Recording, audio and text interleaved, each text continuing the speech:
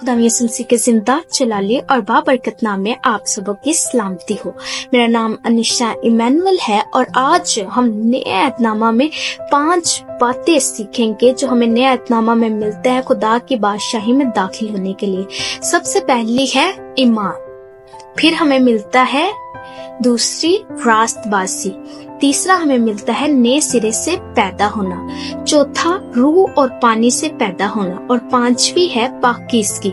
सो हम इनके बारे में सीखेंगे। सबसे पहला पॉइंट है ईमान। ईमान क्या है और ये कैसे पैदा होता है?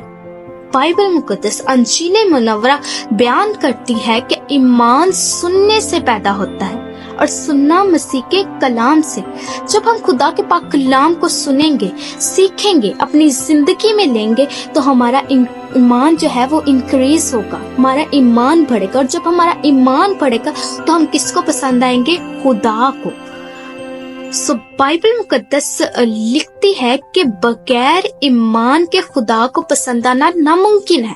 इसका जिक्र हमें मिलता है इब्रानियों 11वें बाब और उसकी 6ठी आयत में कि बगैर ईमान के खुदा को पसंद आना नामुमकिन है।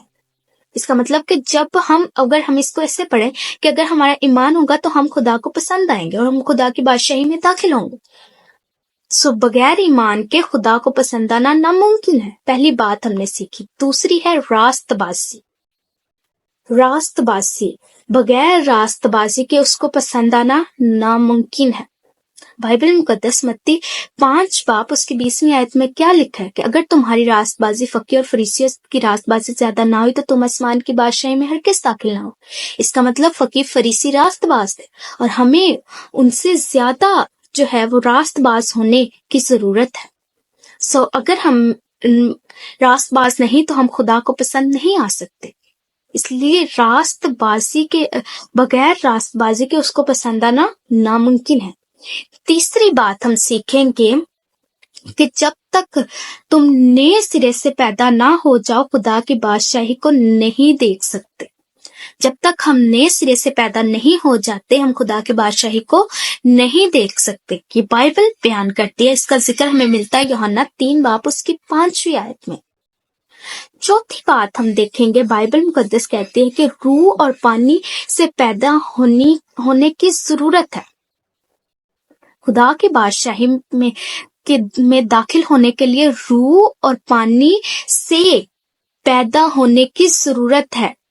इसका हमें जिक्र मिलता है इब्रानियों 12वें बाब और उसकी 14वीं आयत में। पांचवी बात हम सीखेंगे पाकीज़गी। पाकीज़गी क्या है? हमें इसका जिक्र मिलता है मत्ती 5 बाब और उसकी 8वीं आयत। बाइबल मुकद्दस बयान करती है मुबारक है वो जो पाक दिल है क्योंकि वो खुदा को देखेंगे।